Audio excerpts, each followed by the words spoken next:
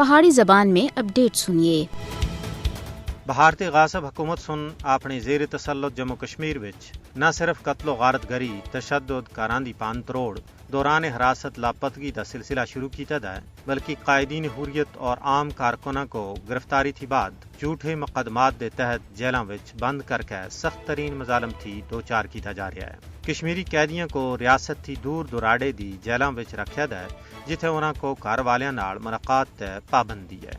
انہاں کو اپنی صفائی پیش کرنا واسطے عدالتاں وچ پیش نہیں کیتا جا رہا۔ انہاں کو جیل مینول دے مطابق کھانا نہیں دیتا جا رہا، بلکہ ناقص غذا دیتی جا رہی ہے، جس وجہ نال کئی کشمیری اسیران مختلف قسم دی بیماریاں وچ مبتلا ہو گئے۔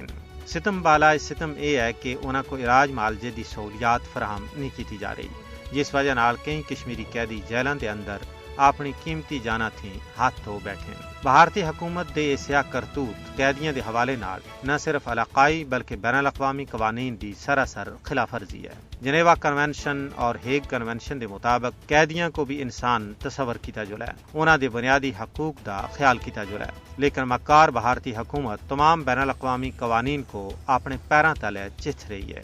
بھارتی مکار ہندو انتہا پسند حکومت کشمیری قیدیاں ہوتا ہے اس واسطے بدترین مظالم کر رہی ہے تاکہ وہ خوف زدہ ہو کے اپنے مقصد اور مشن تھی دستبردار ہو جلن، لیکن یہ بھارتی مکار حکمرانہ دی پول ہے کہ وہ ظلم و جبر اور قہر سامانی دے ذریعے آزادی پسنداں دے جذبہ حریت کو ٹھنڈا کر کے سن۔ کشمیری عوام سن یہ عزم کیتا ہے کہ حصول مقصد دکر اے مقدس جد و جہد جاری و ساری رہسی۔